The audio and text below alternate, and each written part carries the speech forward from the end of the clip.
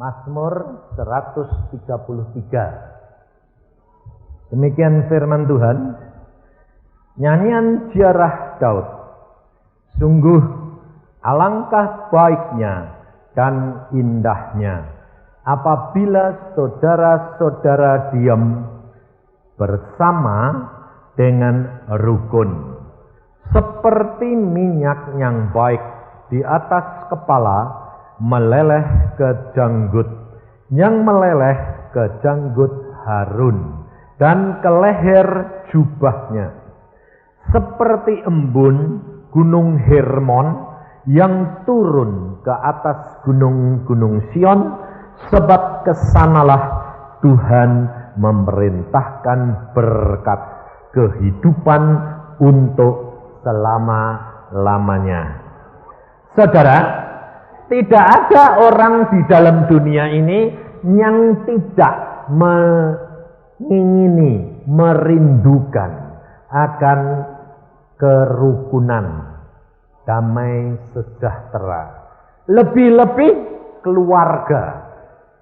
Kita semuanya merindukan, saudara, akan saudara-saudara duduk dengan tenang, rukun, tidak ribut. Nah, tetapi kenyataan hidup di dalam dunia ini, bisa enggak ada yang suami istri sejak kawin enggak pernah ribut? Ada enggak?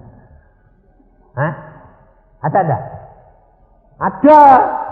Yang satu tuli. Nah, jadi kalau yang satu tuli enggak dengar apa-apa, enggak pernah ribut.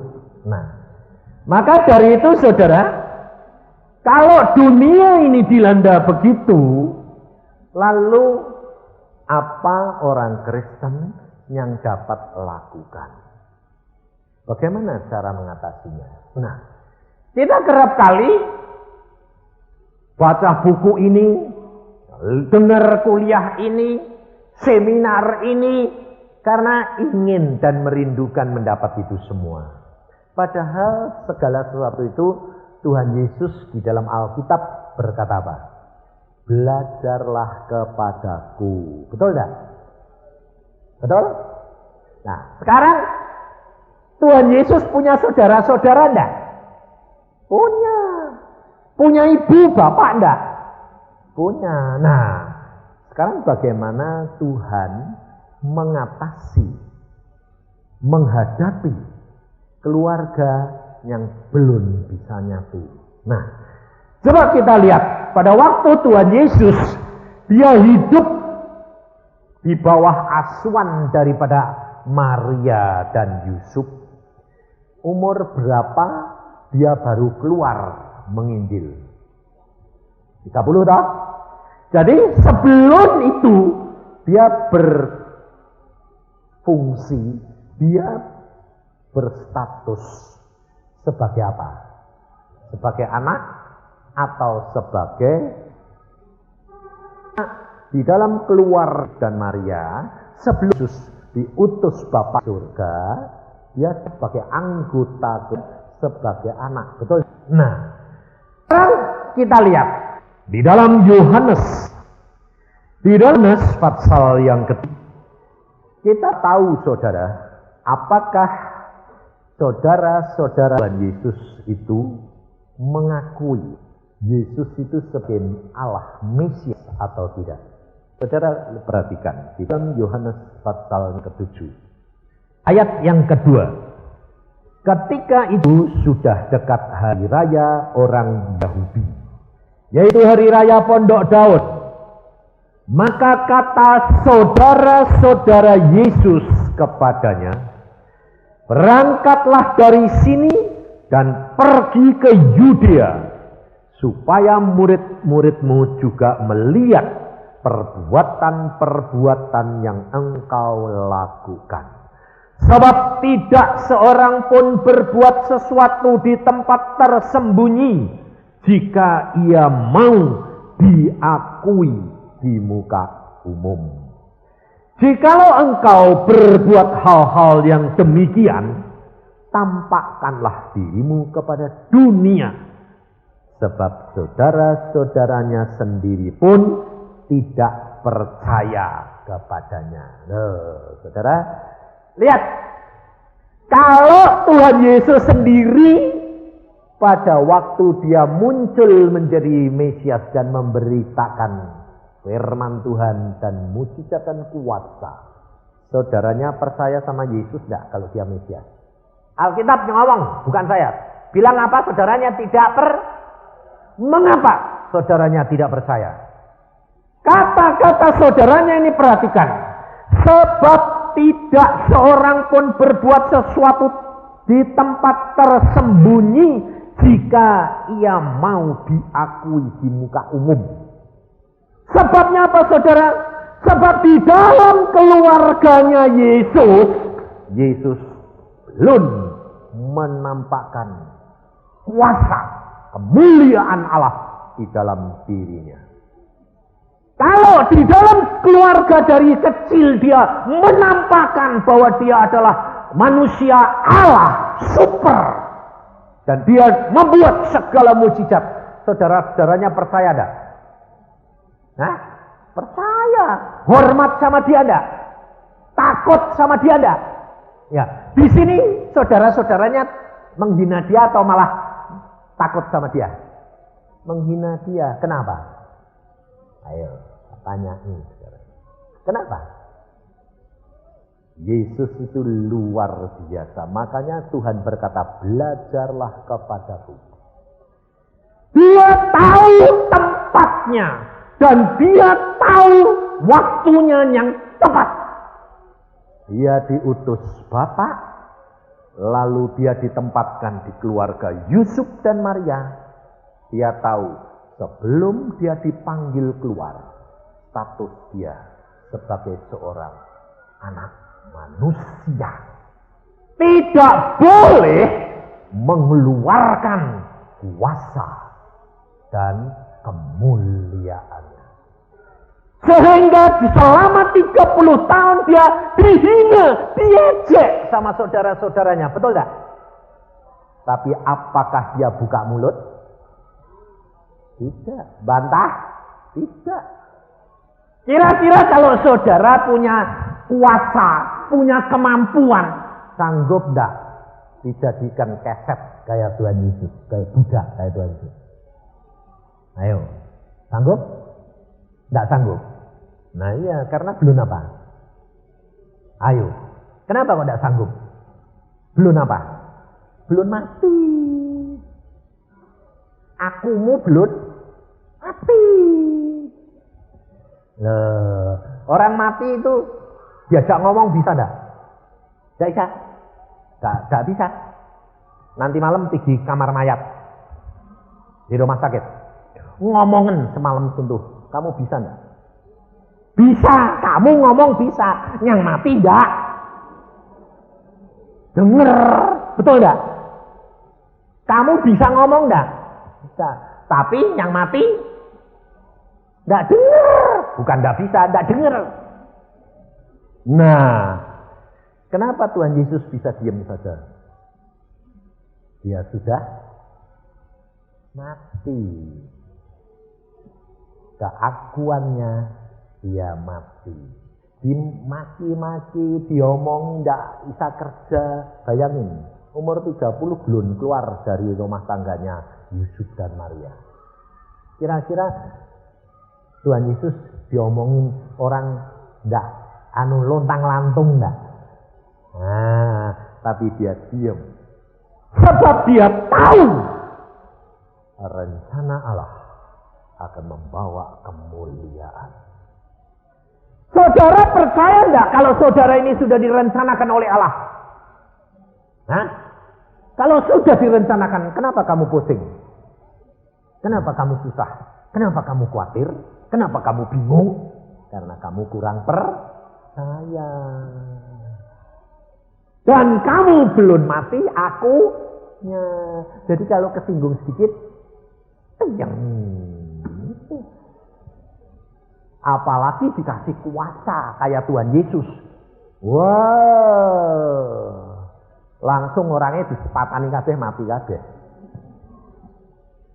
Iya dah. Ini saudara, makanya saudara tidak dikasih kuasa. Sebab kalau dikasih kuasa, kesinggung sedikit, dikutuki, mati orangnya. Betul tidak?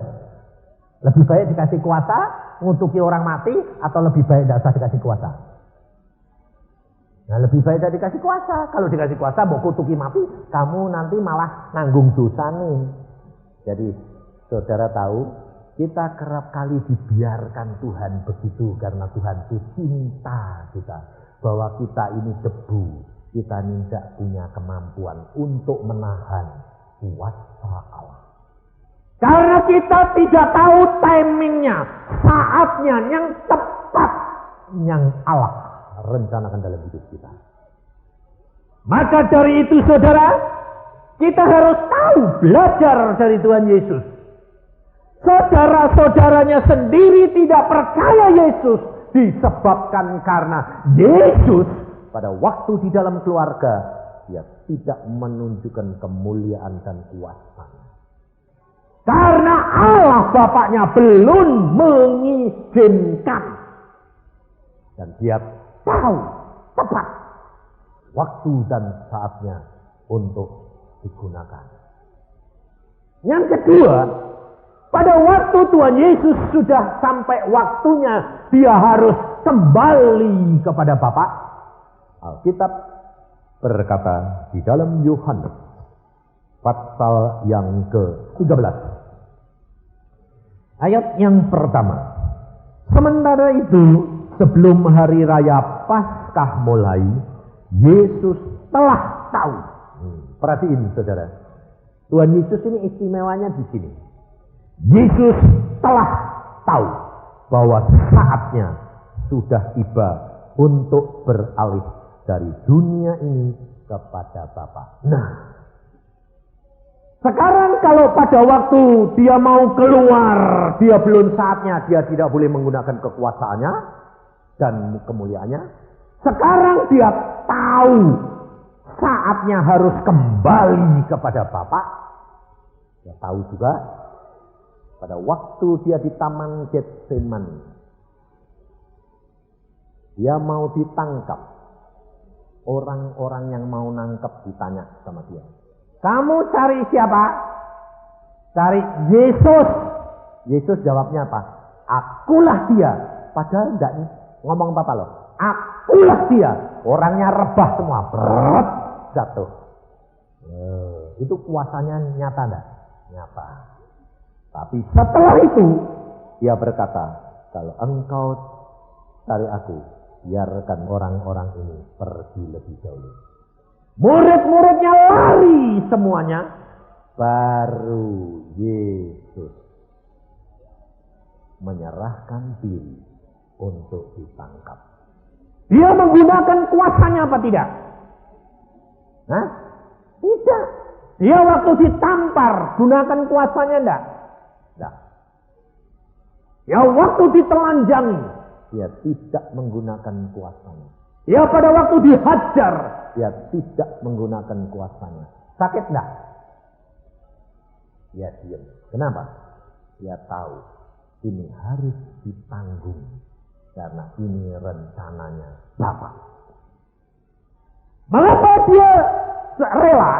Karena dia mengasihi Bapa. Karena apa?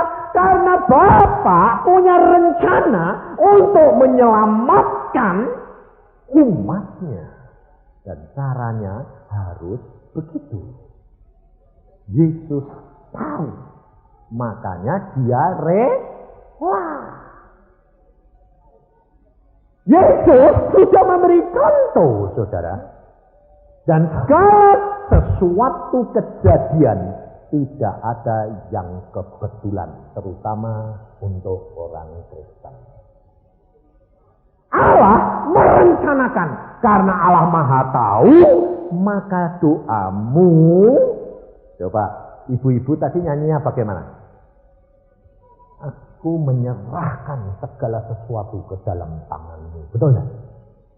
Kalau kamu menyerahkan segala sesuatu dalam tangan Tuhan, berarti kamu rela diatur Tuhan nggak? Rela. Tapi cara Tuhan atau cara kamu? Ayo. Kalau kamu rela caranya Tuhan buat cara Anda. Kepengennya caramu toh. Lah itu yang nggak cocok. Nyerahin Tuhan tapi caraku. Lah itu kan sama aja toh. Sama ngelepas ke macan, kepala sama badannya, ekornya dicekeli terus. Nah, akhirnya kamu kegigit macannya enggak? Iya. Enggak usah macan, kucingnya tarik buntutnya terus, nanti kan kamu digigit kucingnya. Saudara, kita harus belajar dari Tuhan Yesus. Kalau Allah merencanakan dalam hidup saudara dan saudara percaya, segala sesuatu yang terjadi pasti rencana Allah dan itu membawa kebaikan. Karena apa? Karena saudara sudah berdoa, Tuhan, aku rindu seluruh keluargaku diselamatkan. Alkitab berkata, satu orang diselamatkan, seluruh isi keluarga akan diselamatkan. Rindu enggak? Kepengen enggak? Caramu atau cara Tuhan? Hah? Cara Tuhan harus konsekuen, rela. Caranya bagaimana? Tidak tahu. Urusan Tuhan. Kita kerap kali mau batasi. Bukankah Allah Maha Kuasa? Bukankah Allah yang punya langit dan bumi? Dan kalau dia ngomong sama orang dunia ini, semua selamat, selamat dah. Selamat. Lah ngapain anaknya harus dikorbanin untuk disalib, ditelanjangi? Buat apa? Wong ngomong selamat kok leren menderita. Nah, saudara kerap kali ngomong gitu dah. Tuhan, kalau engkau mau, itu anakku sama sih Tuhan. Itu suamiku Tuhan. Itu adikku Tuhan. Mbok ngomong. Bertobat.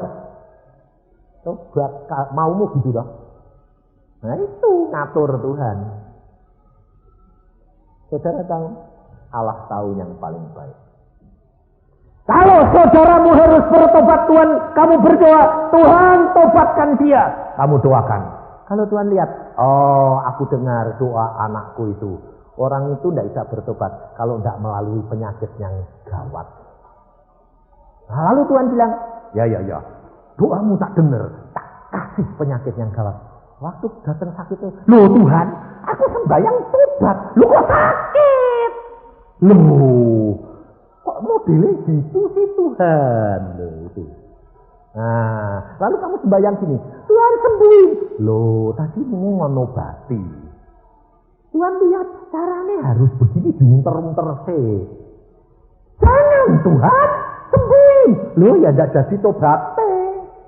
Jadi Tuhannya bingung enggak? Mikiri ngerasake saudara itu loh. Tuhannya itu enggak bisa kerja geleng-geleng terus. Sembayang ini, besok sembayang itu. Loh, ini agak masalah sana tengah jalan. Sudah dipotong di tengah jalan. Muter sana lo itu piye?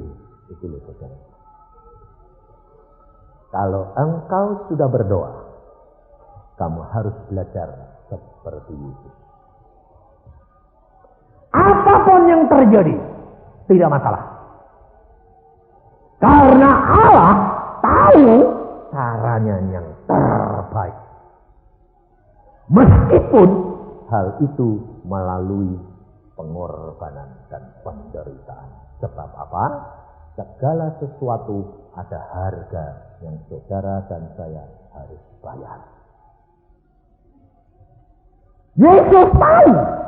Dan dia tidak menggunakan kuasanya karena dia sudah diberitahukan oleh Bapa. Kapan Yesus diberitahukannya?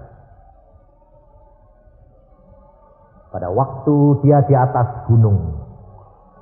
Ketemu Musa dan Elia.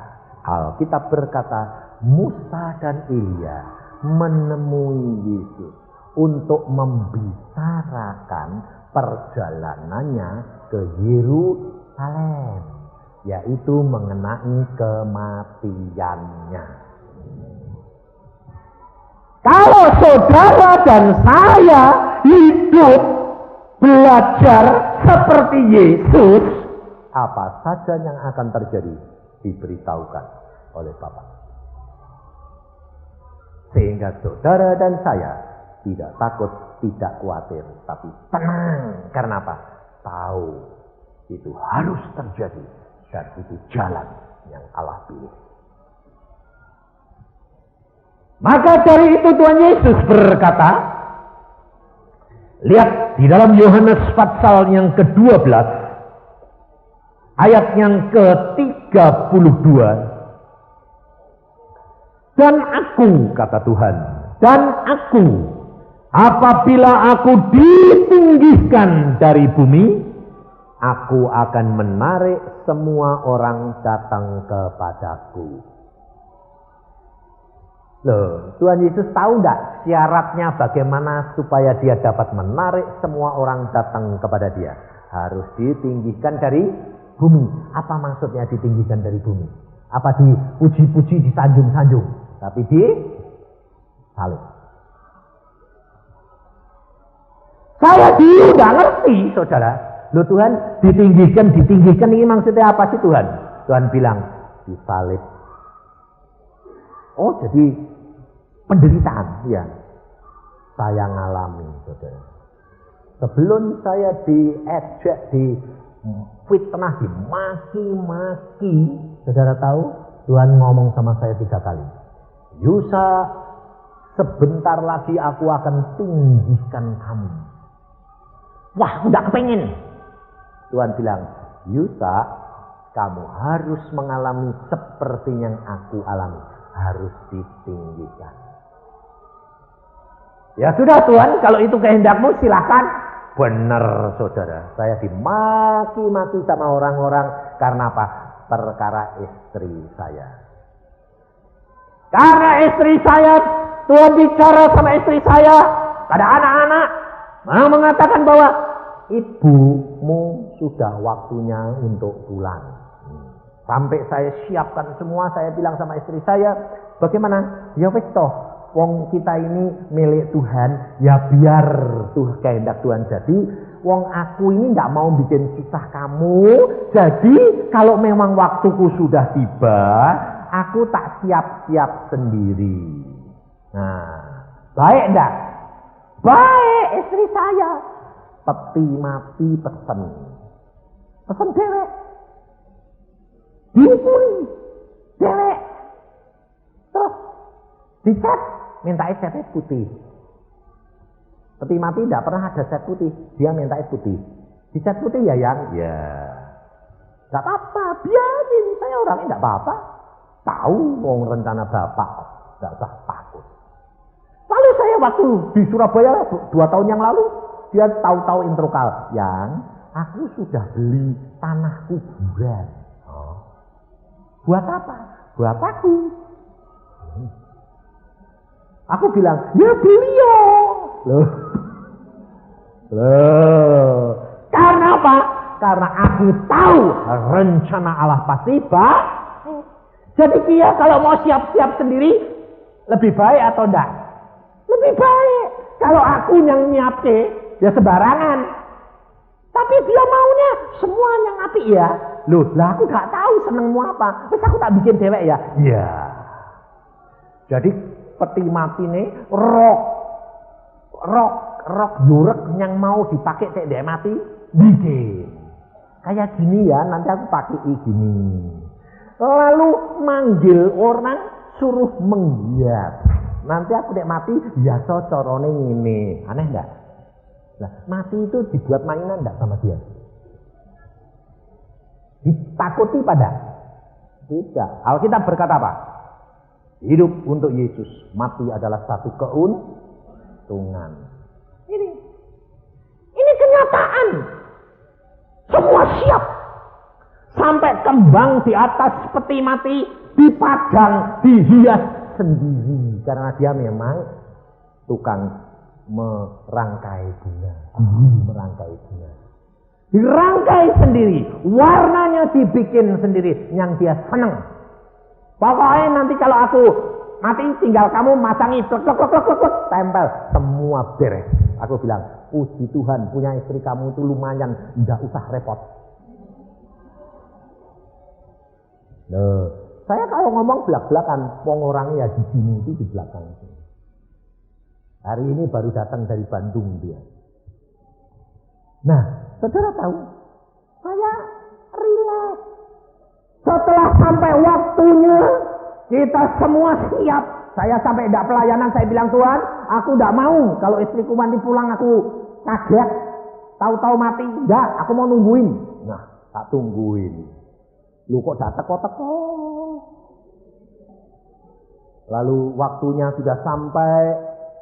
Anak saya laki-laki ternyata nangis luar biasa. Dia berkata, Tuhan, kok ternyata aku yang belum rela. Kamu rela enggak? Ya sudah, aku bertobat rela. Serahin. Bentar lagi anak lakiku yang kedua dia lihat, oh mah, aku lihat kereta jemputan dari Tuhan sudah datang. Tetapi kok enggak berhenti mah di depan rumah, lewat terus. Loh, enggak jadi, mesti ditambahi lagi Tuhan. Loh. Lalu saya berdoa, Tuhan, ini dia ini jadi enggak nih? Aku ini deg-degan terus gitu Tuhan. Loh, yang namanya suami, kapan yang kepingin ditinggal istri, betul enggak? Apalagi hamba Tuhan, keliling terus. Kalau orang tahu enggak punya istri, bahaya. Loh, betul enggak? Bahaya. Nanti kalau minta konseling sendiri, wah, bisa transfer. Makanya itu saya bilang, Tuhan, ini bagaimana Tuhan? Lalu Tuhan bicara, saudara. Istri saya sudah dipanggil sama malaikat. Dipanggil, masuk. Amar dipanggil, masuk. Lalu bendelnya itu disobek, dia bilang, kamu tidak boleh berangkat sekarang, ditunda, balik. Oh, ditambahi, aku tidak jadi pulang sekarang. Ayo wis toh, syukur aku. Lalu saya dimaki-maki apa? Nabi palsu. Ngomong nggak jadi. Mau cari sumbangan. Aduh, dimaki-maki segala macam. Sing nyari sumbangan ya sopo. Siapa yang mau sumbang berapa aja, siapa yang mau kehilangan istri, kecuali kalau istrinya itu jengkelin. Ya toh, mau cepat-cepat ganti. Nggak usah disumbangnya, cepat-cepat ganti. Tapi kalau istri yang sayang, yang hidup kita bahagia, mau kasih berapa, nggak bisa diganti, betul nggak? Wong anakku ya nggak mau diganti. Wong saya pernah ngomong sama dia, nanti mama pulang, papa boleh kawin lagi ya? Enggak ya? Enggak boleh, enggak.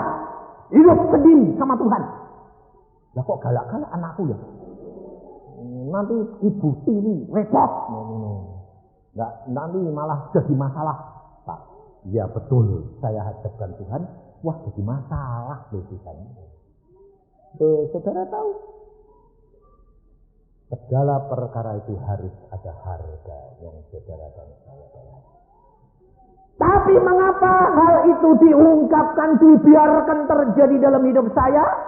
Sebab Tuhan mau punya rencana. Belajar saya direndahkan, rela enggak diejek, rela enggak dimaki, rela enggak difitnah. Oh gitu Tuhan. Tuhan berkata apa? Seperti yang aku alami, kamu harus mengalaminya. Saya bilang, oke, enggak apa-apa.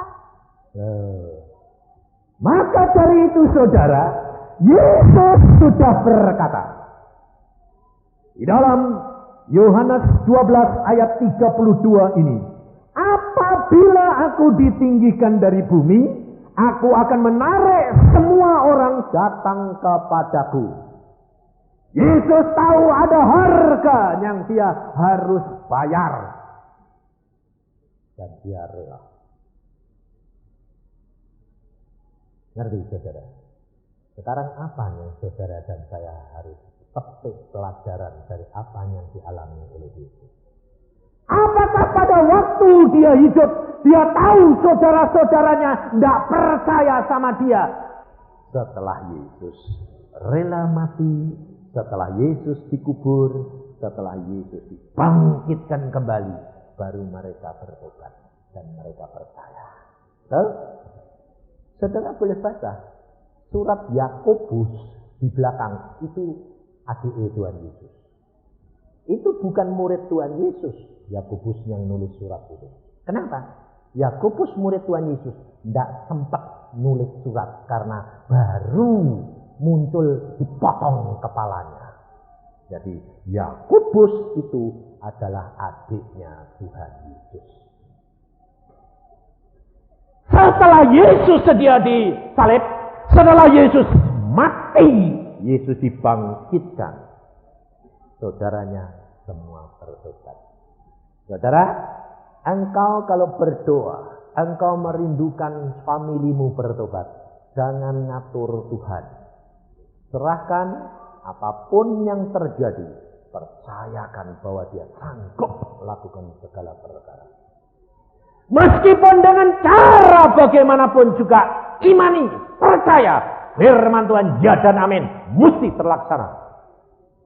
Kalau perlu dipukul sama Tuhan dengan penyakit, kalau perlu dengan masalah, kalau perlu dengan kesukaran, kegagalan, hal itu diperlukan untuk supaya dia bertobat. Tapi tidak semua. Ada orang yang belum dipukul sudah cepat-cepat bertobat, tidak usah ngalami penderitaan. Ada. Tergantung daripada tiap-tiap orang itu tidak sama. Maka dari itu saudara, ucapkan syukur dalam segala perkara. Kita belajar, kalau engkau sedang menghadapi musibah itu melanda keluargamu, jangan bimbang, jangan takut. Kamu bilang, Tuhan, aku sudah serahkan dalam tangan-Mu. Apapun yang terjadi, pasti Tuhan proses untuk keselamatan jiwa dia. Selesai. Lakukan bagianmu, Allah akan melakukan bagiannya. Percaya? Karena Allahmu itu adalah Allah yang luar biasa. Maka dari itu saudara tidak perlu takut, saudara tidak perlu khawatir. Tetapi apa yang saudara dan saya harus lakukan? Seperti firman Tuhan di dalam Mazmur tadi 33, sungguh alangkah baiknya dan indahnya apabila saudara-saudara duduk diam bersama dengan rukun. Yesus berkata, jikalau 2 atau 3 orang berkumpul di dalam namaku, aku hadir. Ini perhatikan saudara. Yang pertama, Yesus seorang diri. Dia melakukan seorang diri. Tetapi setelah dia rela mati, murid-muridnya harus bergabung jadi satu. Kalau saudara di dalam keluarga satu, lakukan sendiri. Tapi kalau ada satu yang bertobat, bergabung, lebih cepat. Hasilnya luar biasa. Sehingga masalah demi masalah segera ditanggulangi. Cepat, tidak berlarut-larut. Tetapi yang penting, saudara harus sungguh-sungguh menjadi kepala. Seperti firman Tuhan berkata, seperti minyak yang baik di atas kepala, meleleh ke janggut. Jadi ini mengalir saudara. Apa yang saudara dan saya lakukan, itu pribadi dengan Yesus. Habis itu nanti urapan ini akan mengalir. Kasih ini mengalir ke anggota keluarga yang lain. Maka damai sejahteramu akan dirasakan oleh orang lain. Tapi hal itu hanya terjadi kalau saudara sudah mati. Jadi sekarang ini belajar mematikan diri. supaya segera terang. Sebab Allah sudah memberi contoh, mati nanti aku akan bangun. Dan pada waktu Tuhan Yesus berapa hari? 3 hari. Berarti pada batas waktunya kematian itu dilampaui, baru mukjizat bertan terjadi. Jangan mati minta bangkit gitu dah. Nah itu orangnya itu memang kepinginnya cepat. Padahal sudah mengatur yang terbaik untuk saudara dan saya. Ini hidup kekristenan. Engkau mau melakukan semuanya ini, kau akan melihat kemuliaan Allah dinyatakan dalam hidup saudara dan saya. Maka dari itu saudara, pelajari firman Tuhan. Pelajari. Saudara berdoa seperti Yesus. Yakin kalau Allah Bapa sudah berfirman, alam iman semuanya mesti jadi. Kita tidak perlu berdoa sampai tele-tele gitu. Memang Tuhan berkata apa? Doalah senantiasa, jangan putus asa. Tetapi yang dimaksud Tuhan, kamu berdoa, nantikan, percayakan, Allahmu akan melakukan. Jangan bertele-tele. Tele-tele itu doa ngerengek, tapi yang tidak perlu. Saudara tahu, ada seorang perempuan, dia duduk di depan waktu saya khotbah di Semarang. Waktu saya berkhotbah begitu, dia nangis seperti anak kecil. Saya tidak tahu masalahnya dia itu apa, tidak tahu saya. Setelah saya masuk dalam doa, Tuhan berkata ini, siapa yang percaya? Katakan, siapa yang percaya? Dia akan menikmati kuasa Allah. Saya cuma ngomong gitu. Dia langsung bilang, Tuhan, aku percaya. Sekarang ini aku panggil suamiku. Suaminya tidak ada sini, saya tidak tahu. Dia teriak manggil suaminya. Namanya disebut. Bangun! Dalam nama Tuhan Yesus aku percaya. Padahal suaminya saat itu sedang koma, mau mati berbulan-bulan, tinggal tunggu mati ini di rumah sakit di ICU. Aku gak ngerti. Nangis kayak anak kecil. Langsung bilang, aku percaya Tuhan. Dan suamiku saat ini bangun dalam nama Tuhan Yesus. Wah, habis itu nangisnya berhenti, muji Tuhan. Haleluya. Jadi kayak orang gila enggak? Habis nangis kayak anak kecil lalu ketawa-ketawa. Puji Tuhan, aku percaya. Saudara tahu apa terjadi? Dia sedang di gereja, dia sedang di situ, suaminya di rumah sakit, bangun, duduk, diinfus, dikasih oksigen. Dia duduklah, susternya kan kebingungan, pikirnya, oh mati. Pak, ada apa? Aku hidup. Loh, nanti dulu Pak. Ini, enggak apa-apa, cabuti dewek. Lalu dia bilang, mana istriku? Loh, Pak. Tenang Pak, jangan turun. Oh, udah bulanan enggak turun gelundung. Pak, latihan dulu Pak. Enggak boleh langsung bangun terusan. Loh, Bapak bangun? Iya, aku sudah bangun. Mana istriku? Loh, istrimu enggak di sini. Enggak bisa. Loh, enggak ada kok bilang enggak bisa. Aku itu kan tadi namaku dipanggil-panggil. Makanya aku bangun. Padahal manggilnya enggak oleh gereja. Langsung duduk, dia bilang, lapar. Kayak anak kecil enggak? Enggak makan. Wah, susternya kan mau dikasih apa kan takut. Minum dulu Pak. Ya, lapar. Minta bubur. Kasih. Istrinya habis gereja, jam 7:30, pergi rumah sakit. Enggak pulang. Sebab dia yakin, dia rasanya sudah mantap, dia damai sejahtera. Dia pergi ke rumah sakit. Masuk ngene ICU, kaget. Loh, suami ini nongkrong, makan. Loh, dia bilang, "Pak, loh, kenapa kamu baru datang sekarang? Aku dari gereja. Oh, kamu yang manggil-manggil aku, makanya aku bangun. Jam kapan? Oh, sudah tadi, tak tunggu-tunggu. Woi, ngapain woi? Oh, gereja, Pak. Oh, lah apa aku dok gereja? Ya manggil kamu. Loh, lah aku dari sini kok bangun? Dengan Tuhan hebat ya. Oh ya, bertobat. Dan dia menjadi anak Tuhan. Sampai sekarang masih hidup. Saudara. Saudara percaya enggak? Allahmu sama Allah dia sama enggak? Hah? Bisa enggak berbuat kepada kamu? Kalau bisa, kenapa saudara takut, khawatir, bimbang, ragu? Kenapa? Kurang percaya.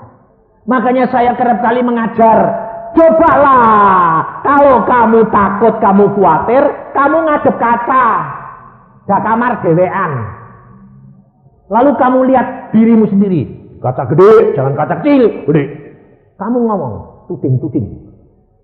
Musa, mengapa kamu khawatir? Percaya, Allahmu kuasa.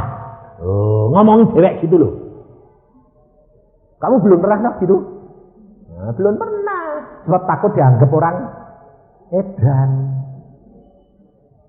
Padahal saudara tahu, itu Alkitabiah. Baca Mazmur. Daud bilang apa? Hai jiwaku, mengapa kamu gundah gulana? Mengapa kamu gelisah? Percayalah kepada Allah. Daud loh, orang yang dicinta Tuhan, ngomong gitu. Saya praktek saudara. Kalau ada apa-apa, badan saya sakit. Hai tubuhku, kuat sampai pekerjaan Tuhan selesai. Jangan aneh-aneh ya, macam-macam. Kuat loh. Nurut enggak? Nurut kalau kamu punya kuasa. Ini saya ajarkan saudara. Kenapa? Praktek. Ada seorang insinyur sakit kanker usus, dibawa Singapura, sudah divonis mati, dikirim lagi ke Bandung. Tidak bisa makan, tidak bisa minum, dah ngerengkok, tunggu mati, saudara. Ada ibu-ibu nginjilin anak muda. Kenapa kok kamu susah, sedih, ngerengkok gitu? Tante, aku ini sudah divonis mati sama dokter, jadi aku ini tinggal nunggu hari demi hari. Dia bilang, anak muda, ada satu harapan buat kamu. Apa, Tante? Ngasih buku Alkitab Perjanjian Baru. Baca, di dalamnya ada harapan. Kalau kamu mau melakukan. Tinggal, enggak diinjili, enggak diapa-apain, tinggal. Anak muda ini bahas terus. Dia bilang gini, daripada nunggu mati ora baca welah. Saking kesengsemnya mbak, dia ndak sadar. Terus teriak, melongo. Oh, ndak bisa minum. Kalau minum muntah, minum. Nah, tapi wong mau mati, dia diturut. Diminum sama baca. Habis segelas. Tinggal. Setengah jam, 1 jam. Lapar. Minumnya habis. Ayo, kok bisa minum? Ini jeblong, ususnya jeblong. Kasih makan, bubur. Habis. Saudara tahu, sembuh. Karena baca firman kesengsem, belum pernah dengar, kok ceritanya rame. Padahal saudara baca Alkitab ngantuk, dia rame. Karena kamu ngantuk, karena kamu sok pinter, karena merasa wis ngerti, betul? Nah, tidak ada puasa. Iya. Aku tak tahu dulu cerita kayak gini. Yesus ini kok luar biasa ya. Hari demi hari dia tidak sadar kalau dia sudah sembuh. Tahu? Lalu suster bilang, "Loh, kamu ini kok jadi tukang makan?" "Loh, aku bisa makan." "Lah yang mbok makan tadi apa? Mbok minum tadi apa?" "Hah? Wah, aku sembuh. Ini Alkitab, ini kitab ini hebat." Baca terus, sembuh. Tapi sudah sembuh, tapi badannya tetap kering. 2 tahun sudah sembuh, tetap kering. Karena ususnya sudah dipotong-potong. Jadi pendek. Jadi dia makan langsung keluar lagi, buang ke WC. Lah, jadi kurus kering, saudara, kurus kering. Kepala gundul. Karena obat kanker kan gundul 2 tahun gundul terus. Waktu saya khotbah, ini orang muda kok kayak kongkong, gundul, kurus kering, kayak kong, tuwek gitu. Habis khotbah, mata saya itu tertuju anak itu. Saya bilang, "Kamu sini. Kamu umur berapa?" 25. "Kamu sakit apa?" "Om, aku ini kanker. Sudah divonis dokter mati. Sudah sembuh om sekarang. Saya makan, saya minum. Tapi kok tidak bisa gemuk, gundul terus gini om." "Berapa?" 2 tahun om." "Kamu mau sembuh enggak?" "Mau." "Bagaimana caranya?" "Masuk kamar." "Masuk kamar? Ngapain?" "Kunci kamar. Madep kaca. Kacanya yang gede. Terus telanjang. Oh, enggak ada orang aja kok, enggak usah malu. Telanjang. Terus ngomong. Ngomong apa om?" Gundul. "Tumbuh rambut dalam nama Tuhan Yesus, sempurna.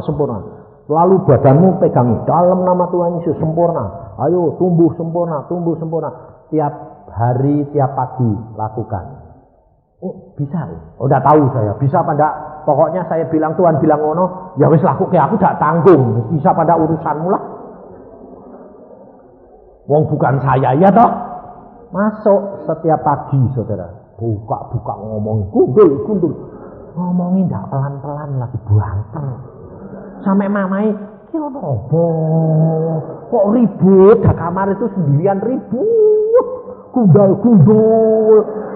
Lalu ngomong dewek. Terus asal habis selesai keringetan semua. Tanyain, "Ngapain kamu?" "Enggak apa-apa." "Lah kok ngomong beda apa?" "Ngomong dewek." "Lu kok edan gue?" Saudara tahu? Dalam waktu 3 bulan apa terjadi? Mujizat terjadi. 3 bulan kemudian saya khotbah. Ada orang pemuda di sana, rambutnya bagus, ombak, mukanya merah dan gemuk. Saya khotbah itu dia mesem-mesem, tidak pernah ada. Dari permulaan khotbah, dia mata saya nyapu dia gini. Tidak ngici itu, aku sampai gini. "Oh, biar khotbah tak panggil gue ya." Benar, habis khotbah saya bilang, "Sini kamu." Saya bilang, malah ketawa. "Apa om?" "Kamu dari permulaan sampai akhir mesem-mesem. Maksudmu itu apa?" Ya, dia bilang gitu. "Sebab aku tahu om pasti gak kenal aku." "Kamu siapa?"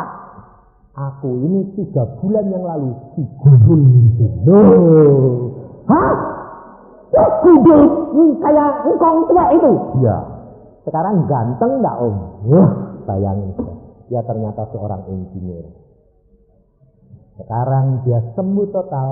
Dia menikah dengan seorang istri dan sekarang punya anak. Dan dia berkata, "Yesus luar biasa om, sempurna." Allah. Saudara tahu? Kalau engkau percaya, Yesusmu luar biasa. Tidak ada yang mustahil bagi dia. Karena dia Allah yang Maha Kuasa. Amin. Mari kita berdoa.